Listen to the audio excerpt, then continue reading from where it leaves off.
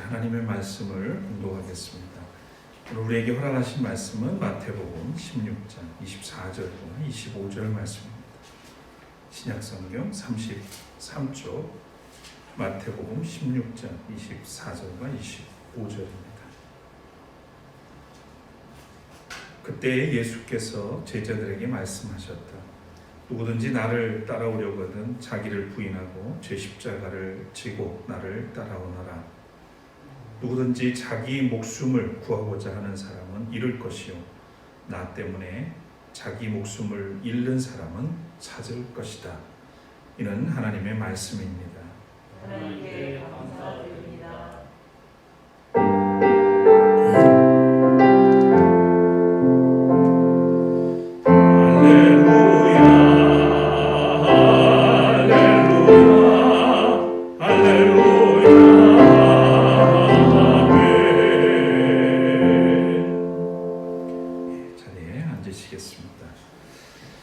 설 연휴 끝에 맞이한 주일입니다. 오늘도 주님의 위로와 평강이 모두에게 함께 하시기를 빕니다. 오늘은 신앙은 빼기입니다 라는 제목으로 말씀 나누겠습니다. 먼저 찬양하고 기도하겠습니다.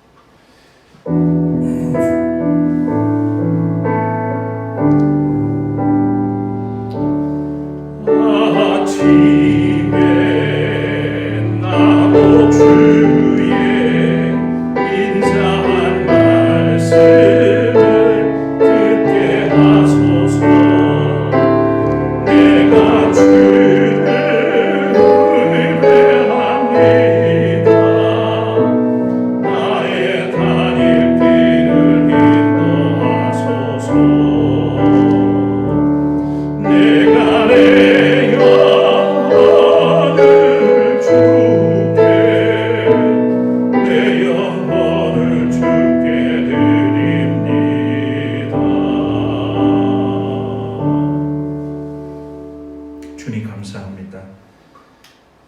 오늘도 저희들의 마음의 밭을 새롭게 하시기 위해서 불러주시고 또 말씀 앞에 세워주셨습니다.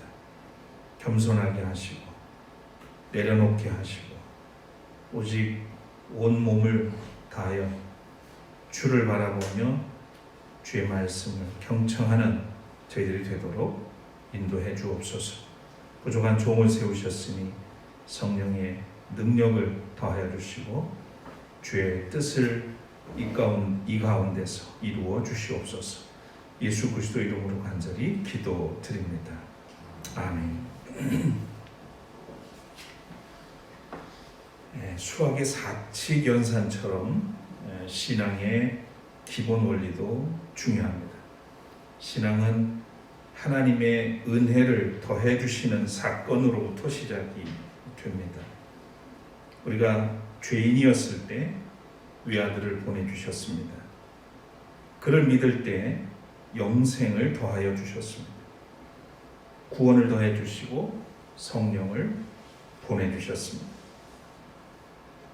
그래서 십자가 사건은 더하여 주시는 하나님의 은혜의 상징입니다. 하나님은 은혜에 은혜를 더하시는 분입니다. 우리가 하나님의 나라와 의를 구하면 은혜에 은혜를 더하십니다.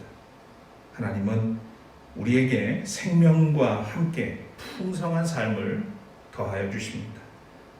그래서 신앙은 은혜 더하기입니다. 하나님의 은혜를 입은 그리스도인은 더하기 신앙에 머물러서는 성장할 수가 없습니다. 신앙의 세계는 세상과 다르죠. 세상은 더하는 만큼 성공하는 삶이라고 이야기합니다. 그러나 신앙의 세계는 내 것을 빼는 만큼 성장하는 원리가 적용이 되죠. 더하여 주신 은혜를 받은 만큼 우리 자신은 거둔 것을 덜어내야 성장합니다. 나를 비워야 하고 욕심을 내려놓아야 하죠. 그래야 그리스도께서 진정으로 나의 주인이 되십니다. 내 안에 나를 비우는 만큼, 나를 부인하는 만큼 주님을 간절하게 찾게 되고 또 주님을 의지하는 믿음이 따라오게 됩니다. 그래서 오늘 본문에는 주님이 제자들에게 이렇게 말씀하셨습니다. 누구든지 나를 따라오려거든 자기를 부인하고 제 십자가를 지고 나를 따라오너라. 누구든지 자기 목숨을 구하고자 하는 사람은 잃을 것이요 나 때문에 자기 목숨을 잃는 사람은 찾을 것이다. 이것이 주님이 말씀하시는 빼기 신앙의 원리입니다. 먼저 자기를 비우면 주님의 것으로 채워주시고, 먼저 자기를 부인하면 주님이 인정해 주신다고 합니다. 목숨처럼 여기는 것을 기꺼이 버린다면 참된 가치 있는 것으로 채워주시고 또한 그것을 얻게 된다는 말씀입니다. 또한 나의 욕심을 비울 때 성령으로 충만해집니다. 그래서 신앙은 빼기입니다. 최근에 한 방송사에서 Sing Again이라고 하는 무명 가수들이 참여하는 오디션 프로그램이 있었습니다. 처음에는 출연자들의 이름 대신에 숫자로 호칭이 됐죠. 그런데 70여 명의 출연자 중에 아주 독특한 방식의 노래 한 곡으로 주목을 끈 무명 가수가 있었습니다. 일명 30호 가수인데요. 심사위원들을 당혹시킬 정도로 아주 독특한 그런 곡 해석과 표현으로 장르가 30호 가수라고 하는 별명까지도 얻었습니다. 그가 마침내 결승전에서 1등을 차지했습니다. 이 무명 가수의 이름이 이승윤입니다. 기독교 100주년 기념교회를 담임하고 은퇴하신 이재철 목사님의 세 번째 아들이라는 사실이 알려져서 화제가 되기도 했습니다. 저는 최근에 이재철 목사님이 아이들을 키우면서 2001년도에 쓴 책이 있는데 아이에게서 배우는 아빠라고 하는 책에 나오는 그러니까 승윤이의 걸레공양이라고 하는 글을 읽게 됐습니다. 셋째 승윤이가 초등학교를 들어가서 1학년부터 반장을 하고 싶어 했나 본데 2학년 2학기가 돼서야 부반장이 돼서 들어왔다는 거예요. 그래가지고 처음엔 좋아하라 그랬는데 아무 말이 없더랍니다. 그래서 부반장이 어떤지를 물었다는 것을. 그랬더니 이 아이가 부반장은 할 일이 없어요. 반장이 다 해먹는다고. 그러면서 얘기를 하더래요. 그래서 내가 언젠가는 내가 반장을 할 거예요. 이렇게 이제 단단히 마음을 먹더라는 거죠. 그러더니 그 다음 해, 그러니까 3학년 1학기가 돼서 반장이 돼서 왔다는 거예요. 근데 반장을 하겠다는 아이들이 16명이나 있었는데 16대 1로 반장이 됐다는 거예요. 그래서 궁금해서 어떻게 무슨 공약을 했길래 반장이 됐냐 이렇게 물었더니 이 아이가 하는 말이 만약 저를 반장으로 뽑아주시면 저는 여러분들을 위한 걸레가 되겠습니다. 그랬다는 거죠.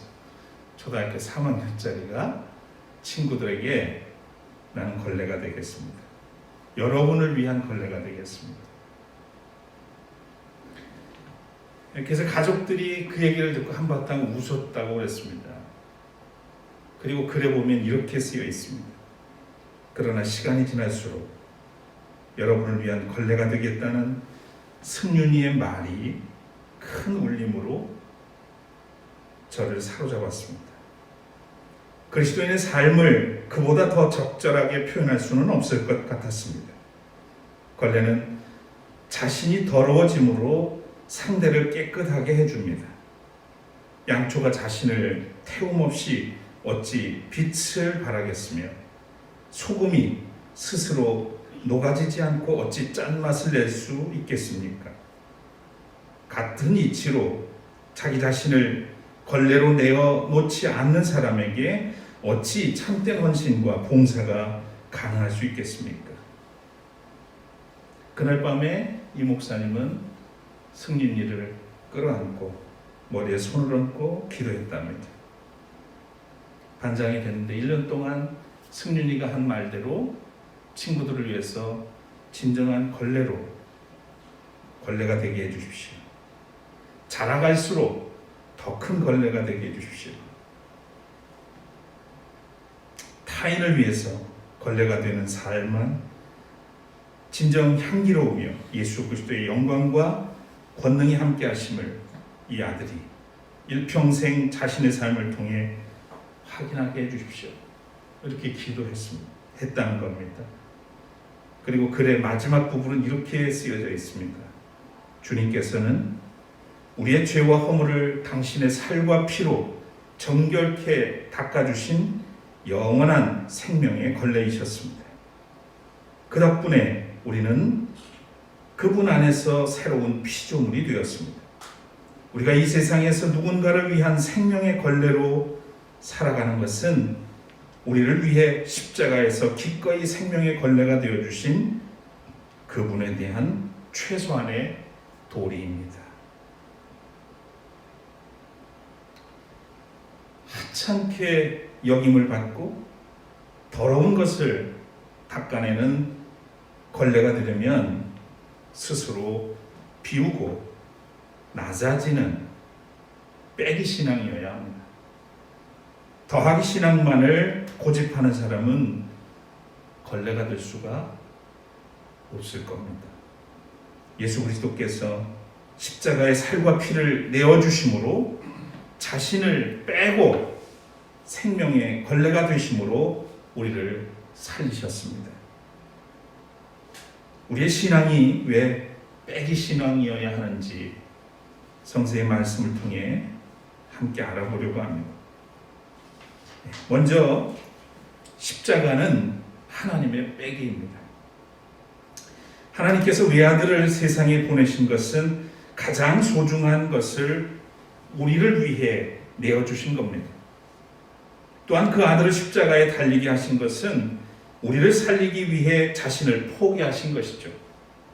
십자가는 우리를 위한 하나님의 빼기입니다. 하나님의 외아들 빼기는 우리에게 구원의 은혜를 더해 주신 거죠. 예수님께서 십자가에서 물과 피를 쏟으신 것은 우리에게 생명 더하기입니다. 하나님의 빼기가 없었다면 우리에게 생명과 은혜는 없었습니다. 우리는 하나님의 빼기, 은혜를 입고 사는 사람들입니다. 그래서 우리가 이 세상을 살아가면서 욕심을 덜어내는 만큼 누군가는 결핍에서 벗어나는 생활을 할 것입니다. 그리스도인은 빼기 신앙생활의 원리를 잘 이해해야 합니다. 어떤 부자 청년이 예수님을 찾아왔습니다. 그리고 영생에 관한 질문을 하죠. 선생님, 내가 무엇을 하여야 영생을 얻을 수 있습니까? 예수님께서 하나님의 계명을, 네가 알고 있는 하나님의 계명을 지키면 된다는 말씀을 하시죠. 그때 청년은 계명을 나는 다 지켰습니다. 그런데 또 부족한 게 있습니까? 라고 물었습니다. 그때 예수님께서 이 청년에게 다시 하신 말씀은 재산을 팔아서 가난한 사람들에게 나눠주고 나를 쫓으라, 이렇게 말씀하셨어요. 그래서 청년은 근심하고, 그가 재산이 많아서 근심하고 돌아갔다고 했습니다. 주님은 그가 재산의 빼기를 통해서 가난한 사람들에게 더 하면서 더 해주는 그런 삶을 살라고 하신 것인데, 그는 알아듣지 못했습니다. 청년은 재물을 주님보다 더 주님을 따르는 것보다 더 가치 있게 여겼기 때문입니다. 그는 빼기 신앙의 원리를 이해하지 못했고 실행도 하지 못했습니다. 않았습니다. 십자가가 하나님의 위대한 빼기라는 사실을 알아야 우리도 신앙의 빼기를 할 수 있습니다. 나 플러스 나는 나가 됩니다. 그러나 나 마이너스 나는 뭐가 될까요? 그리스도만 남습니다.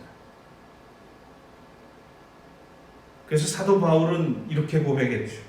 나는 죽고 그리스도가 산다. 그래야 진정한 그리스도인이 되는 겁니다. 내가 내 주인이 돼서 사는 한 진정한 그리스도인이라고 할 수는 없습니다. 오늘 본문의 말씀에 나온 것처럼 나를 부인함으로써 그리스도가 내 안에 살고 그래서 그리스도인이 된다는 말이죠. 두 번째로 빼기는 신앙을 성숙시킵니다. 세상의 원리로는 이해가 잘 안 되는 말일 수 있습니다. 더 해야 성장하는 거 아니냐 이렇게 얘기할지 모르겠으나 신앙의 원리로 보면 빼야 성장한다는 말입니다. 신앙은 자신을 덜어내는 만큼 넓어집니다. 신앙은 비우는 만큼 채워집니다. 신앙은 낮아지는 만큼 자라납니다. 아시는 분은 아시지만 제가 붓글씨를 좀 합니다. 어려서부터 아버지가 한문 서예를 하는 것을 보고 자랐고 저는 초등학교 시절에 담임선생님을 잘 만나서 서예를 본격적으로 배웠습니다. 그리고 남을 가르치는 정도로 실력을 쌓을 수도 있었죠. 여러분 붓글씨를 잘 쓰려면 뭐가 필요할 것 같아요? 예술적 재능일까요? 근데 해보니까 물론 그것도 필요는 할지 모르겠습니다만 가장 중요한 거는 팔에서 힘을 빼는 거예요. 그러니까 처음 붓을 잡고 붓글씨를 하려고 하는 사람들은 보면 붓을 너무 세게 잡아가지고 붓을 유연하게 활용하지 못하게 되는 거예요. 그래서 한참 동안 그것을 단련해야 이제 붓이 손에 익으면 그때부터는 힘을 빼게 되는데 정말 중요한 거는 팔과 손목과 손가락에 힘이 들어가면 획이 끝이 아름답게 나오질 않습니다. 그러니까 모든 손에서 힘은 빼고 그저 붓은 손가락에서 떨어지지 않을 정도만 짚고 그리고 자유자재로 움직여야 제대로 붓글씨를 쓸 수가 있단 말이에요. 신앙생활에서도 불필요한 힘을 쓰려고 할 때가 많습니다. 욕심을 내고 과시하려고 합니다. 지식이나 재물을 힘으로 여기고 공동체에서 자기를 드러내려고 하면 믿음이 자라나지 못합니다. 그 힘을 빼야 사람이 형제와 자매로 보이게 되고 하나님의 사랑과 은혜가 경험되게 됩니다. 사도 바울은 예수님을 만나서 자기 힘을 빼서 주님께 쓰임받는 사람이 된다고 얘기를 합니다.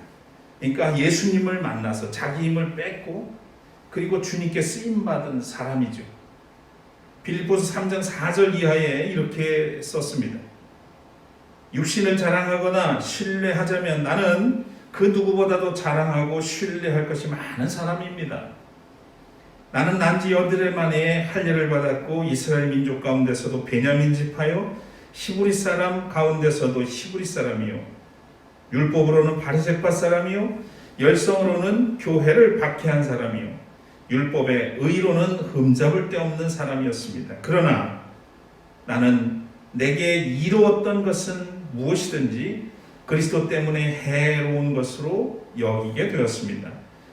그뿐만 아니라 내 주 예수 그리스도를 아는 지식이 가장 고귀하므로 나는 그 밖에 모든 것을 해로 여깁니다. 나는 그리스도 때문에 모든 것을 잃었고 그 모든 것을 오물로 여깁니다. 나는 그리스도를 얻었습니다. 그리스도를 알고 나서 학문적, 종교적, 사회적, 또 경제적인 모든 기득권, 세상적인 힘을 해로 여기고 빼어내음으로써 온전히 그리스도를 얻었다고 고백을 합니다. 이처럼 빼기 신앙은 우리를 더 깊고 넓고 크게 자라나게 합니다. 세 번째로 빼기는 십자가의 삶입니다. 누구든지 나를 따라오려거든 자기를 부인하고 제 십자가를 지고 나를 따라오너라.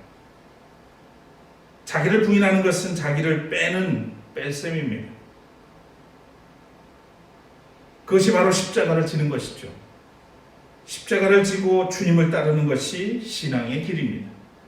십자가를 지는 것, 주님을 따르는 것은 삶의 중심에서 자기를 빼고 그리스도를 세우는 것입니다. 자기를 부인하는 것이 회개입니다. 자기 중심의 삶에서 돌아서는 것입니다.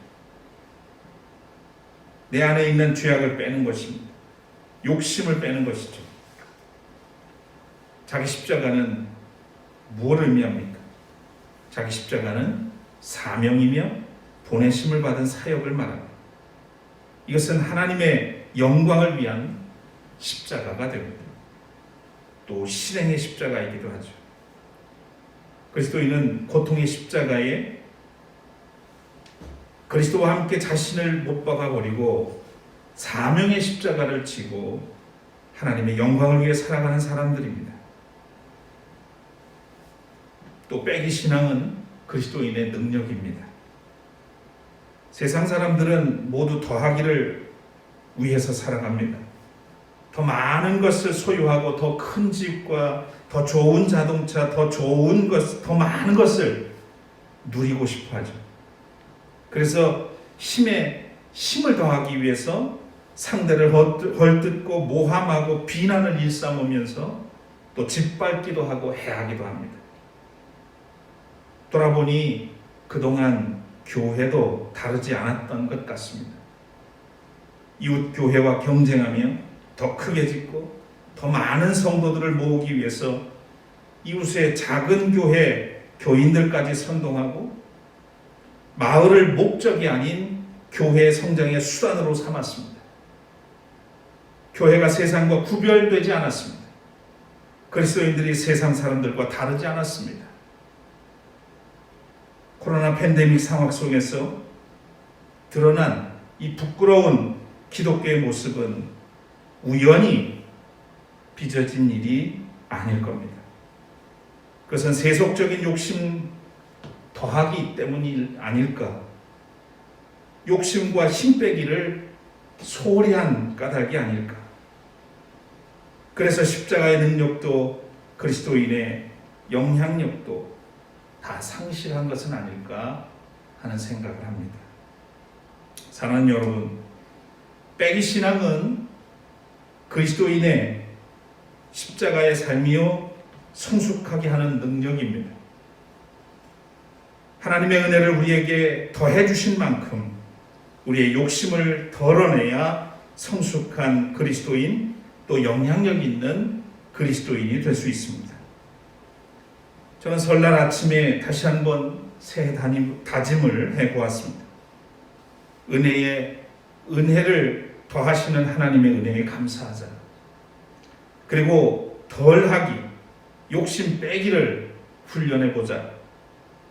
그래서 그리스도인의 강력한 능력을 회복해보자. 그리고 이렇게 기도를 올렸습니다.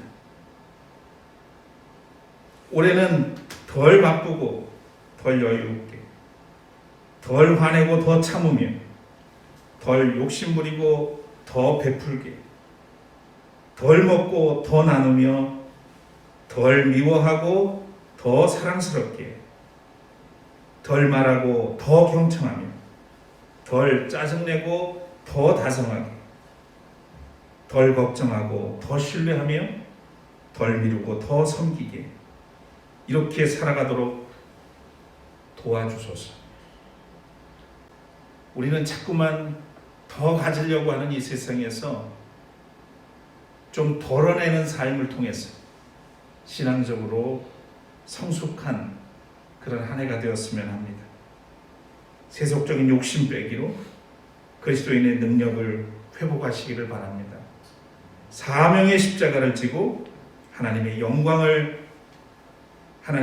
돌리는 행복한 그리스도인들이 되시기를 축복합니다.